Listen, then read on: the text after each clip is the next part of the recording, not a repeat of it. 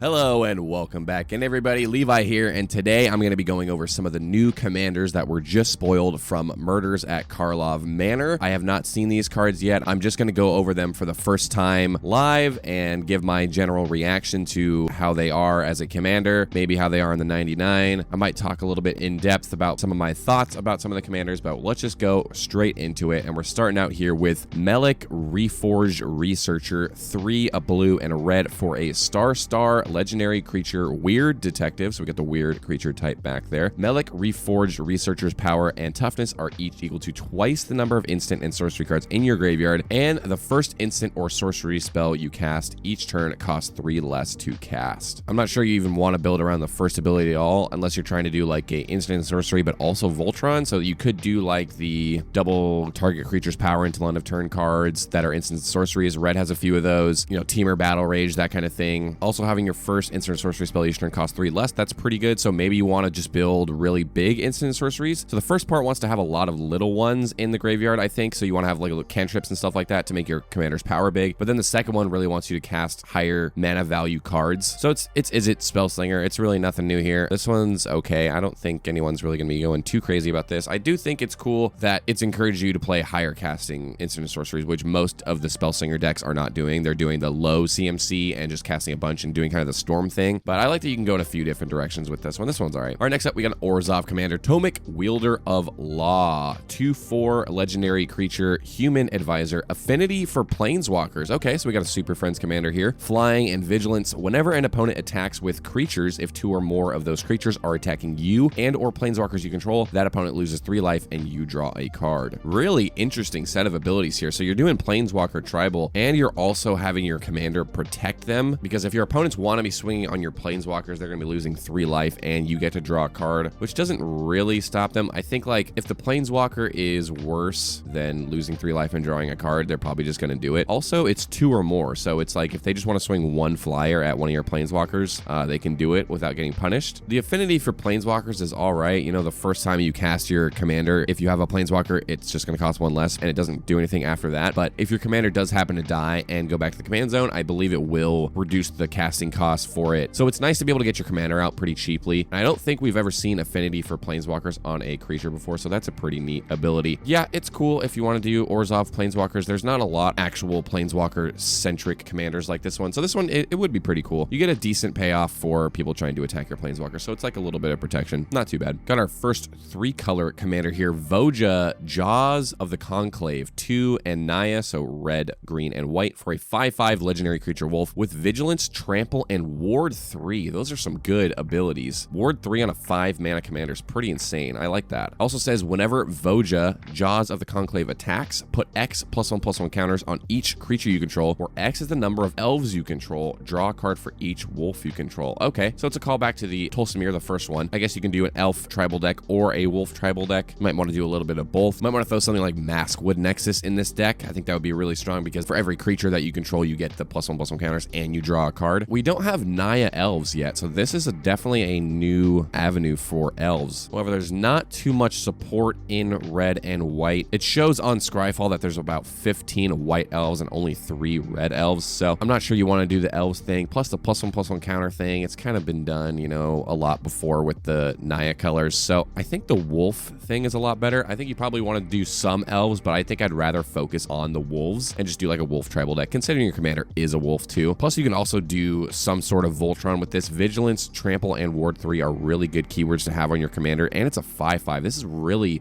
aggressively costed for what you're getting on this card, especially because you can draw a ton of cards. I think this one's going to see a lot of play. All right, next up here, we got Lavinia Foil, 2 Conspiracy, 1 and 2 hybrid mana, so white or blue each. Looks like this is a clue card, so I believe it's coming in that magic clue crossover thing. I'm not too sure about that, but it's a 2/3 human detective with vigilance. It says whenever you cast your second spell each turn, investigate, and you can tap this to add 2 colorless, activate only during an opponent's turn. So obviously you tap your commander to crack the clues. You can do a lot of the second spell tribal stuff. There is a lot of support for that recently, especially in white and blue. However, do you want to make this your clue commander? I suppose you could. You can do the draw trigger effects. You can do the cast your second spell effects. You could also use that mana for other things. It doesn't say you have to use it for activated abilities, so you could do like a flash thing in the deck. It's a soul ring on your commander, but you can only only do it on your opponent's turn, so you could do like a flash tribal thing as well. Splash a little bit of flash in there. This one's pretty cool. I don't think it's anything groundbreaking or anything. We already do have a few investigate commanders in Azorius, so I'm not really sure how popular this one's going to be. I think it is pretty cool. Unfortunately, I already have a clue deck in Dimir, so I don't think I would be building one like this, but I like that it's got everything you need in your commander. It's got the clue token creation, and it's got a way to pay for those clues just straight on your commander. And for 3 mana, that's not too bad. Next up, a Boros commander, Nelly Borca, Impulsive Accuser, 2 red, white for a 2/4 human detective with vigilance. I believe this is probably Belle Borca's wife or something like that, or daughter or something. It says whenever Nelly Borca, Impulsive Accuser, attacks suspect target creature, then goad all suspected creatures. So that's a new mechanic here, suspect. It says a suspected creature has menace and can't block. So I think this wants you to suspect, obviously, your opponent's creatures. However, you could do it on your creatures as well and do sort of a menace tribal here. However, you have to attack with them because you're going to be goading them. You're getting to choose which ones are suspected. However, it also makes your commander attack, which is not the best. It does have vigilance, so you do get to block with it as well because it is a 2/4, so it's got a decent stat line. But it does have another ability. Let's read it. Whenever one or more creatures an opponent controls deals combat damage to one or more of your opponents, you and the controller of those creatures each draw a card. So yeah, it definitely wants you to suspect your opponent's creatures and then goad them, and then you'll each draw cards while your other opponents are taking the damage. This one could be really interesting. There's a lot of different little avenues I think you can go here. Obviously, you're doing the goad thing in Boros, which has been done to death now, but I do like that it is a new take on it with the suspect thing. I'm not sure how many suspect cards are going to be in this set. I'm assuming it's probably one of the main abilities from the set, so I think they probably have quite a bit in here, so you'd probably want to throw in the other suspect cards if they have them into this deck, and if they do have enough, I'd say this deck really depends on how much other support they have for suspect, because having your commander do it only on attack once per turn, you know, I suppose you could do the extra combats, and that can get you more suspect triggers. How does that work? Is suspect a triggered ability? Suspect target creature? I don't think so. This one's really interesting. So you're just goading your opponent's creatures, but you're buffing them as well, and they can't block. Which, does blocking matter? I suppose the blocking does matter if you are suspecting vigilance creatures, because they can leave them up and then block with them, but now, even if they do have vigilance, you're not gonna be able to block them. So Nelly Borca, interesting commander. I'm really interested to see more of this suspect mechanic. Next up, ooh, this one looks cool. Morska, Undersea Sleuth, a Bant commander, green, white, and blue for a 2/3 Vidalcan Fish Detective. That is a wild creature type. So we got Vidalcans back. That's nice. So what do we got on this 3 mana commander? You have no maximum hand size. Well, that's pretty good. Right off the bat, that's the same mana cost as the Cantrip Endless Water, which a lot of people play. Decent effect for the cost. It also says at the beginning of your upkeep, investigate. I think that one is probably a little bit worse than the Lavinia because you only get this once per turn, whereas Lavinia, you could get it 4 times per rotation around the table. You do it once per everybody else's turn. This one only happens on your turn, but you don't have to do anything for it, which is pretty nice. Also, whenever you draw your second card each turn, put 2 +1/+1 counters on Morska Undersea Sleuth. So very similar. I believe this is probably from the commander set, probably the face commander from this set, and then Lavinia is probably going to be in the 99 of that deck, I would imagine. They're doing very similar things. They're both doing investigate. This is doing drawing your second card each turn. That one's doing cast your second spell each turn. You're putting +1/+1 counters on your commander, so you're doing somewhat of a Voltron theme, I suppose. You have no max hand size, so you want to be drawing a lot. This one's really interesting. I like that it's 3 mana, so it's really low to the ground. So on turn 3, if you have your colors right, you can start investigating right away without having to do anything, starting from turn 4 up. And then obviously cracking the clues will trigger your commander, so you want to do that on everybody else's turn. This one's interesting. I was kind of hoping for more of a tribal card here, but investigate's cool too. I like that we're getting more investigate commanders. Stoked to see some of the investigate cards in the 99 that are probably going to be coming out of this deck, specifically the blue ones. Yeah, that's it for Morska. She's pretty cool. Next up, here we go. This is what I'm talking about. Merco, Obsessive Theorist, 1 blue black for a 1/3 Vampire Detective. Very cool. We got vampires in this set. Flying Vigilance. Whenever you surveil, put a +1/+1 counter on Merco, Obsessive Theorist, and at the beginning of your end step, you may return target creature card with power less than Merco's from your graveyard to the battlefield with the finality counter on it. This is really cool. I like this. This reminds me of the other one, Eloise, I believe her name was, where it wants you to surveil, but it's 5 mana for that commander, and the payoff is not very good on that commander, but this payoff is really cool. So obviously you're just doing surveil tribal. You're throwing stuff in your graveyard and you're reanimating with your commander with a finality counter on it. I will have to say, throw in the cards that can remove or move finality counters. So if you have something like Nesting Grounds, you can move those finality counters onto your opponent's creatures. Then when they die, they'll have to exile them. Yeah, there's definitely some things you can do with those finality counters, but I like that right off the rip at the beginning of your end step. That's really cool because you don't have to wait. So turn 3, you can bring this guy out, you know, have your sigiled Starfish out already. You tap it, surveil, put a 1/1 counter on your commander, then it's 2 power, and then you can grab a 1 power creature out of your graveyard. What's that going to be? I don't know. I think you should do a bit of a dive into some of the 1 power creatures that are just kind of value-y in the deck, maybe things that want to die or be reanimated, something like that, something that have ETB trigger. You could do a Dimir ETB deck with just some low power creatures. However, I think you could also count on your commander being bigger than 1 power, seeing it's whenever you surveil and it's not once per turn. So if you surveil 3 or 4 times a turn, you can get this guy's power up pretty quickly and then start reanimating those creatures that you're throwing in your graveyard. So this one's really cool. I might actually throw together a deck for this. Also, Flying Vigilance is really nice because you have that blocker in the air. All right, next up, Coust. Eyes of the Glade. Really sweet art here from Vulcan Baga. This is interesting as well. We don't see this too often. It's a 2-mana commander that has a hybrid Boros and a green in its casting cost. So it's a 3-color commander, but it only costs 2 mana, and there's no colored pips in its text box. So it's a 2/2 Dryad Detective. Whenever a creature you control that was turned face up this turn deals combat damage to a player, draw a card. So I'm guessing morph. I'm guessing this is a morph commander. So you want to unmorph your creatures, attack with them, and then deal the combat damage and draw a card. So if there's any morph creatures, I suppose, that have evasion like flying or menace or unblockable, something like that. I'm not sure how many there are, especially in Naya colors. Or you could just do like an unblockable theme. You can get card draw off your commander, but it has a tap ability. So tap this, turn target face down attacking creature you control face up. Oh, so this is this a manifest commander? This seems like manifest. So if you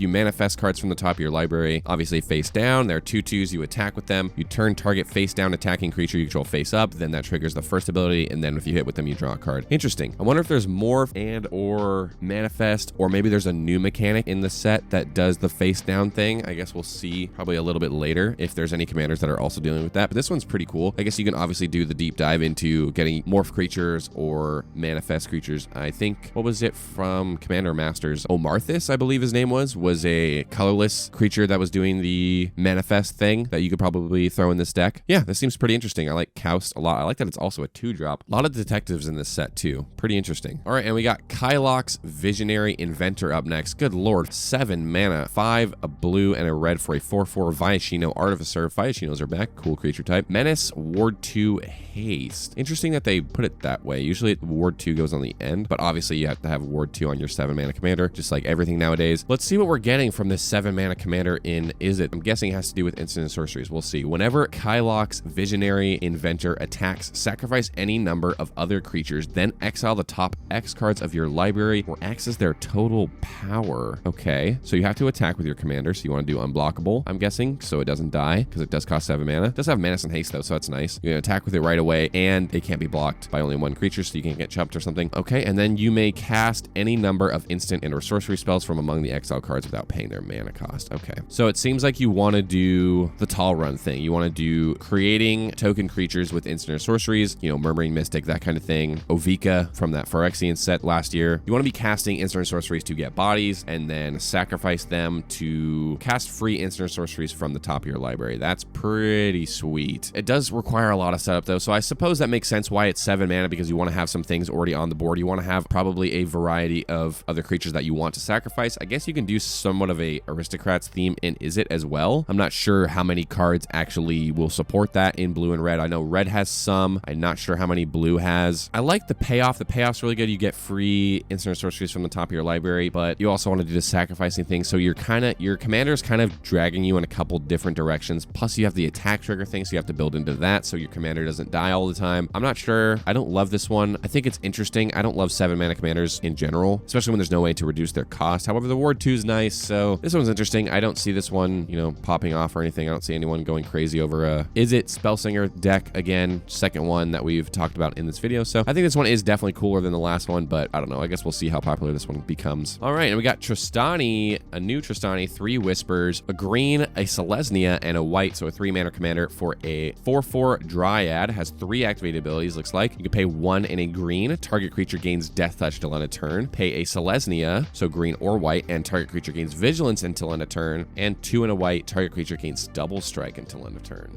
So Selesnya, Death Touch, Vigilance, Double Strike, Tribal. I'm guessing, what do you want to do here? So first off, you can do a Voltron deck here. This doesn't say it has to be a different creature, so you can pay, what is that, 1, 2, 3, 4, 5, 6 mana to give your commander Death Touch, Vigilance, and Double Strike till end of turn. I don't know about that. That's not the best. I'd say first off, you want to put Heartstone in the deck because that will reduce the activate abilities cost a little bit. You are in green, so you can do the ramp thing, and then you can use these abilities more than once, I suppose, per turn. Seems really mana intensive to get this out. I think the double strike's going to be the one you want to do a lot. However, the cool thing is I like the Death Touch one because you can swing out, and if somebody blocks it, you don't even have to give your creature Death Touch. Just the threat of it happening means that your opponents aren't going to be blocking. So I guess you can do creatures that want to get in for combat damage. So combat damage triggers in Selesnya. I'm sure there's several of those that you can go look for. And then just hold up the mana till after you attack. So you're probably not going to be casting spells in your first main phase. You're going to be attacking, then casting your spells, having your mana open so you can give these abilities to your creatures if you want to. And then on your second main phase, then you're going to cast a bunch of spells then. This one's really interesting. I bet you can do a lot of different little things in the deck. Like I said, the combat damage thing, the Voltron thing, probably a little bit, the mana cost reducing thing. I'm not sure how many are in these colors for that. Also throw in Thran Turbine on your upkeep. You get the 2 colorless, then you can pay 1 white or whatever, and then give something double strike till end of turn, but it has to already be out. So give double strike to your commander for 1 mana from the Thran Turbine. That's pretty good included in this deck, I think. Yeah, this one could be interesting. I think you do a little deep dive, figure out which creatures you want to throw in this deck, and give these different keywords to. It's pretty cool. Of course, we got another Tolsimir because we had the Voja from earlier. So Tolsimir, Midnight's Light, 2 green, white for a 3/2 Elf Scout with lifelink. When Tolsimir, Midnight's Light enters the battlefield, create Voja Fenstalker, a legendary 5/5 green and white wolf creature token with trample. So off the bat, hear me out, this could be a little janky, but you could do, I know you have the legendary creature, so you can do Mirror Box, Mirror Gallery, Blink with white, so you can blink your commander and get a 5/5 every time you do that with trample. That's pretty cool because the legendary rule won't apply to the Voja token. Not the worst way to go with it. But also, whenever a wolf you control attacks, if Tolsimir attacked this combat, target creature an opponent controls blocks that wolf this combat if able. That's pretty cool. So obviously you're making a 5/5 wolf that's pretty menacing with trample. Again, you have to attack with your commander. A lot of attack triggers on commanders in this set. So again, you want to do the unblockable or indestructible thing with your commander so he doesn't die. Or if your opponents only have 1 creature, you can force that creature to block the wolf instead of your commander. So that way your commander will stay safe and their creature will most likely die because you have a 5/5 trampler. This one definitely goes in the Voja deck. I think I would much rather build the Voja deck and put this guy in here, but I think this one could be really cool too. I like the forced block. We don't see that a lot. So this is kind of like a lure commander, I suppose. I guess you can throw the lure effects in here as well. And then obviously you want to do some wolf tribal stuff. I suppose you don't have to, but you probably want to do the Conjurer's Closet, some blink things, ephemerate to blink your commander in case your Voja will die. Then you can get it back with some blink effects or something like that. I'd probably just throw in, since you're doing the blink thing anyway, I'd probably throw in Mirror Box, Mirror Gallery just to be able to get more of those 5/5 wolf tokens. Even if you're not doing that like clone type of strategy, I would probably throw it in the deck either way. And we got a really cool token here for Voja Fenstalker. Really nice art here. That one's pretty cool. 5 mana is kind of a lot, but I still think it's a cool commander. And we got a new Massacre Girl. It's a mythic. Massacre Girl, known killer. 2 black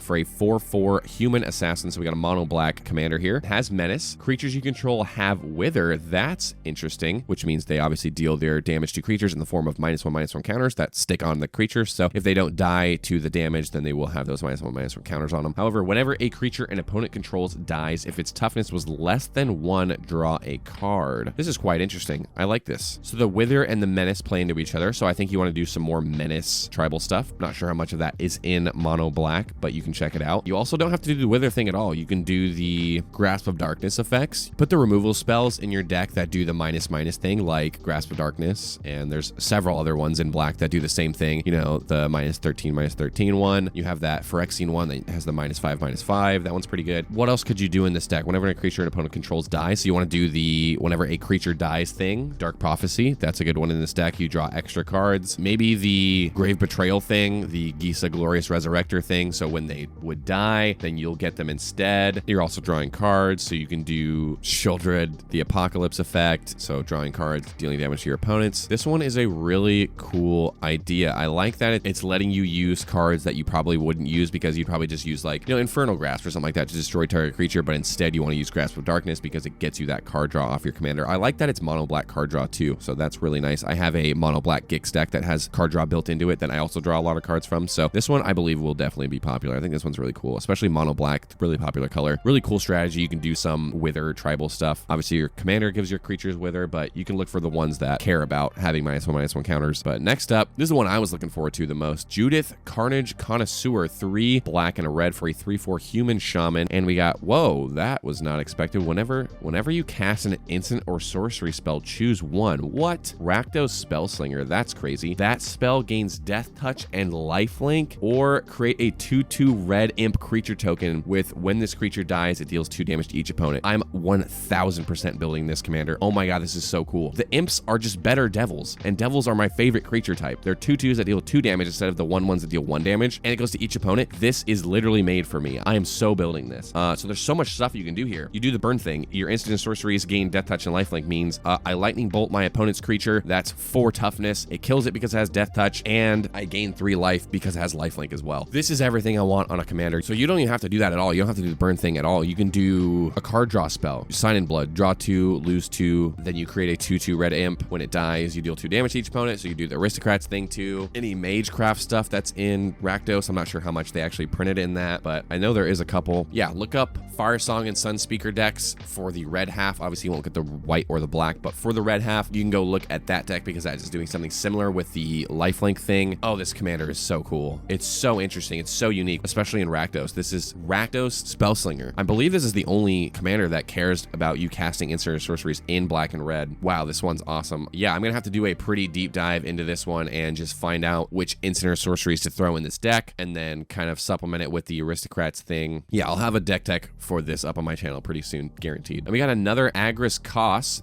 I believe this one was out of Jumpstart 22. The first Agris Koss came from. He was like the Zada similar thing, but he had to do with activated abilities, I believe, the copy thing. So it's 2 red and a white for a 2/4 Spirit Detective with Double Strike and Vigilance. Some pretty good keywords. Whenever Agris Koss, Spirit of Justice, enters the battlefield or attacks, choose up to 1 target creature. If it's suspected, exile it. Otherwise, suspect it. Okay, again, we're doing the attack thing with our commander. However, we don't have to. We can do a blank theme here. Even if you are doing the attack trigger thing, I think you also put in, your Conjurer's Closet, your Ephemerate, those kind of things to get the ETBs off of this as well. Other than that, you're doing Suspect, so I guess that other Suspect one goes in here too. It was another Boros commander that did the Suspect thing. I suppose you also want to do Goad in here because it has Menace and can't block. I suppose you don't have to, but you could. You're also exiling your opponent's creatures. That's also really good. So removal on your commander. Also Double Strike Vigilance. I like that they give Vigilance to a lot of these 2/4 commanders, like the big butt commanders, so you can attack with them, get the attack trigger, and then you can also block with them. This is interesting. I'm wondering how many other Suspect commanders we're getting from this set. I'm not sure how many it's going to be, but 2 so far, so that's pretty cool. Obviously, there's going to be a lot of support for the Suspect cards in this set, guaranteed. And of course, how can we go anywhere without our new main protagonist that they're forcing on us? Kellen, Inquisitive Prodigy. He's Simic this time, so he just changes colors every time he goes to a new set. So 2, a green and a blue for a 3/4 Human Fairy Detective. Obviously, he's got an adventure on one side, so Tail the Suspect is the adventure side. Investigate, you may play an additional land this turn. That's always really good. So it's very similar to Explore, but instead of drawing a card, you get the clue token. Cool that it's on your commander. You get it from the command zone. So obviously turn 2, you have a play, you do the Investigate thing, you play an additional land, which ramps you up for the 4 mana side, the creature side of your commander. But what does that side do? It has Flying and Vigilance. It's a 3/4. Whenever Kellen, Inquisitive Prodigy attacks, again with the attack triggers, they have tons of attack triggers in this set for the legendary creatures. However, it says destroy up to 1 target artifact. If you controlled that permanent, draw a card. It's a little underwhelming. You're doing Investigate, so obviously it wants you to destroy your clue token, and then you don't have to pay the mana to draw the card off of it. It's a little boring. I think this probably goes more in the 99 of, like a Lannis deck or other Simic Investigate clue token deck. Also, again, like I said, has attack trigger, but this one, unlike the other ones, has flying, which is nice because it has evasion already built into the commander, so you don't have to worry too much about the unblockable or the indestructible thing. I think you still want the indestructible thing on your commander just so he doesn't die, but you are destroying artifacts, so Viridian Revel is an auto include in this because you're destroying up to 1 target artifact, and then you're going to draw the card off of that anyway. If it's your opponent's, you destroy it, you draw 1 off the Viridian Revel, and you don't have to get the card draw off your commander. Yeah, this one's interesting. Definitely, I think it'd be more of a 99 card than a commander, but it could be a commander as well. Could be pretty interesting. I do really like the sorcery side of this commander. I think if they did more like this, that were more commanders that had adventures that were like, you could do this on turn 2, and then you cast the commander turn 4. I like that it's not like fighting for a slot, like which one do I use? They're not the same mana cost, so you can use the sorcery adventure first, and then you can obviously cast your commander after that. Pretty cool. I don't think it'll be very popular though, especially considering the other 2 Kellens are not very popular at all. This one probably won't be as well. And another Teysa here. Teysa, Opulent Oligarch, 1 white black for a 2/3 Human Advisor with Death Touch, of course. At the beginning of your end step, investigate for each opponent who lost life this turn. I like that one a lot better. This is probably my favorite of the Investigate commanders that we've seen so far. It's encouraging you to hurt your opponents, and then you get clues off of it. However, it says whenever a clue you control is put into a graveyard from the battlefield, create a 1/1 white and black spirit creature token with flying. Its ability triggers only once each turn. Yeah, this is cool. It's kind of got everything packaged into one, similar to that first one we talked about, Lavinia, I believe. First off, I'd throw something like a loyal subordinate in the deck, just on the beginning of your combat step. Each opponent loses 3 life, and then that will guarantee that you get the end step trigger for your commander, which you want to be doing every single turn. However, even if you don't have those things, you do get the 1/1 spirits with flying from your commander whenever you crack your clues. Then that can also continue the trigger for your commander to get more clues, and then that'll get you more spirits. So you want to be doing the 1 clue on everybody's turn. That way you get the most spirits that you can. Kind of doing, I suppose you can do an aristocrats thing here, because you have a lot of little 1/1 creatures that you're getting a lot of. You can buff them up with anthems because you have white. Oh, and it looks like this one is serialized as well. Didn't know we were getting more serialized in this set, but turns out we are.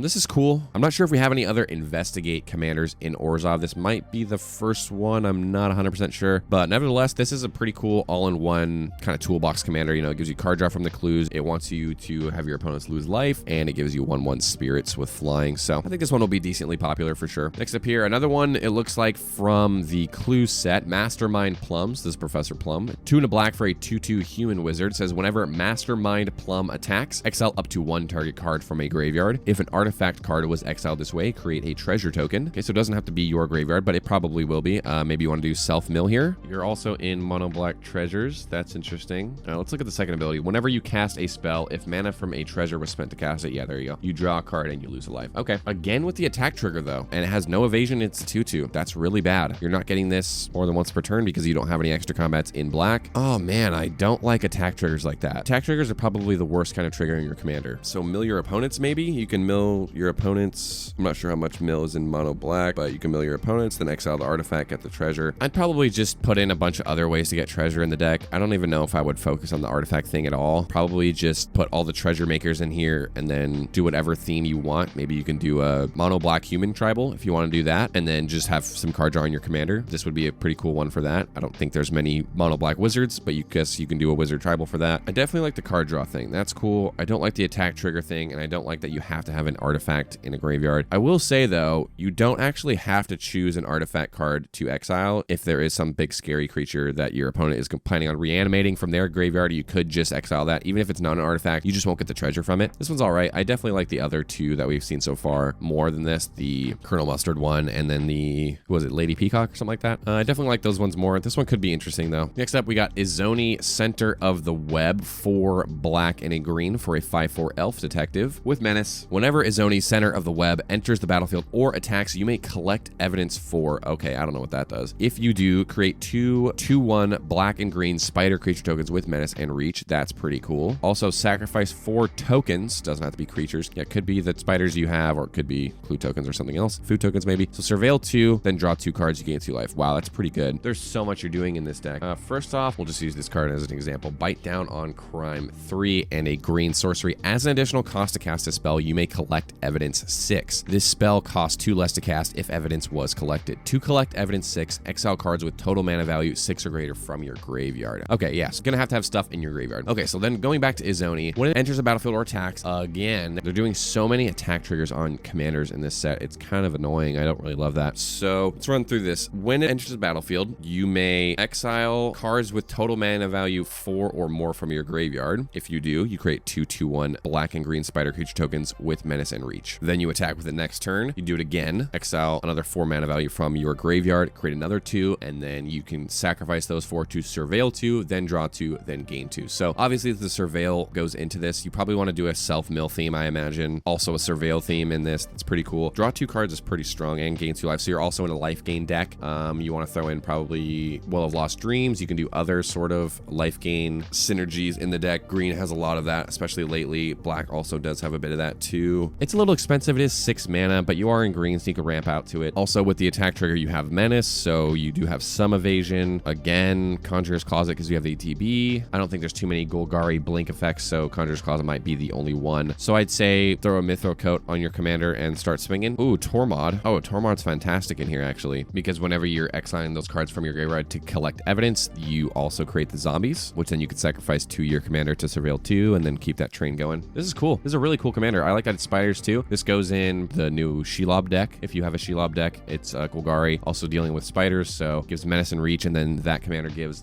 death touch, so I'd probably throw this in the 99 of that deck. Even though it is an elf, it is making the spiders, which is cool. Also for that deck, you can sacrifice the foods from your commander to get the Surveil 2, draw 2, gain 2 thing. So yeah, this one, I definitely think this one's gonna be popular. And we got another Krenko, obviously. He's in the art of the set. Krenko, Baron of Tin Street. So man, this guy is just rising up the ranks, huh? 2 and a red for a 3/3 goblin with haste. That's great. 3/3 with haste, pretty cool. Tap it, sacrifice an artifact, put a +1/+1 counter on each goblin you control. Whenever an artifact is put into a graveyard from the battlefield, you may pay red. If you do, create a 1/1 red goblin creature token and gains haste till end of turn. So treasures are probably the first thing that come to your mind. You can sack the treasure to add a red and then use the red to create the 1/1. So basically converting your treasures into goblins. That's pretty cool. Obviously, it's not as good as the other Krenko. You'd definitely throw this in the deck. You could also just, yeah, you could do a mono red treasure theme. You can do a mono red artifact sacrifice theme. Probably maybe throw some investigate things in here. I'm not sure how many investigate cards are in mono red, but yeah, you're doing goblins in mono red. Nothing out of the ordinary, just goblins. But I do like that you're also doing the artifact thing too. It's not just goblins, so you have a new avenue to explore with goblins. That's cool. If you don't have a goblin deck, you know, this could be a good one to use, especially considering with Mob Boss, you're obviously going to be targeted because that commander is crazy. So this one is probably a little more tame and you probably won't get targeted as quick with this one. I do love some mono red, so I don't know. I may throw a deck list for this one together. Ooh, and we got a new Atrada as well. I have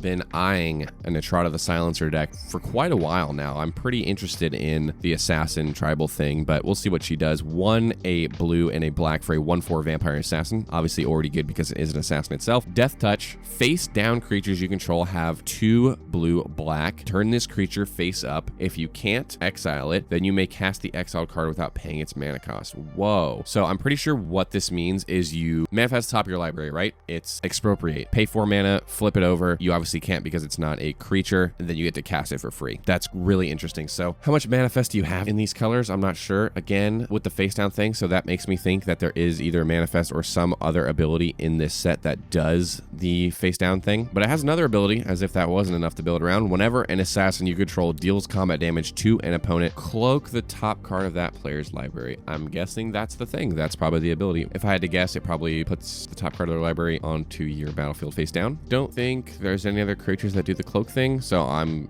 guessing it seems pretty self-explanatory that cloak is probably going to be putting it face down onto your battlefield. Maybe it's a 1/1 or a 2/2 probably. Do you focus on the second one? Probably. I'd probably throw in some assassins in the deck just to get those creatures from your opponent's library so you don't have to use your own. However, you don't know what you're getting from your opponents because it's random. Could be a land. Oh no, you can't even get lands with this. If you can't exile it, then cast it. Yeah, so you can't cast lands obviously, so you don't get ramp from that. I'd probably focus on my own deck doing the thing. I probably wouldn't rely too heavily on getting things off my opponent's library. However, I probably would do it a little bit. Again, you have the activated ability, so throw in Thran Turbine, throw in Heartstone, Training Grounds as well. Put that in the deck. It's going to make this ability a lot better because 4 mana to do that is a lot of mana, definitely to be using over and over, especially if you want to do it more than once per turn. Yeah, so throw those cost reducers in here, throw in some assassin tribal things. You could also do the cast from exile thing. Yeah, so if you can't exile it, then cast it from exile for free. So you can do whenever you cast something from exile, do X, you know, draw a card or whatever it is. I'm not sure what in Dimir has that exact ability, but yeah, again, do a deep dive with this one and trying to find some things that you can obviously cheat into play and some things that care about assassins and the things that care about exile. All right, and it looks like we have reached the end of this video. Overall thoughts, I like the flavor a lot of this set. Really interesting flavor. Great art. I like that the commanders aren't super underpowered. They're pretty middling. I don't see anything super overpowered. I don't see anything super underpowered. Really cool abilities from some of these commanders. Again, like I said, Judith is going to be my favorite. I'm definitely going to be building that one in paper. I'm going to build a list for it and then probably going to build that one in paper as well. Yeah, so that's just my initial thoughts on the legendary creatures that were announced today from the new set. So if you've actually made it this far, thank you so much for watching. This is probably going to be my longest video I've ever made. It's going to probably take me a while to edit it all down, but if you've made it this far, please consider subscribing. Go ahead and leave your thoughts down below about what you think about these commanders, which ones that you're probably going to be going after or considering going after. And if you want me to talk about some of the 99 cards from this set, I might be able to do another video on that. But that is all for this one. So thank you guys so much for watching. I'll see you on the next video. All right, take care.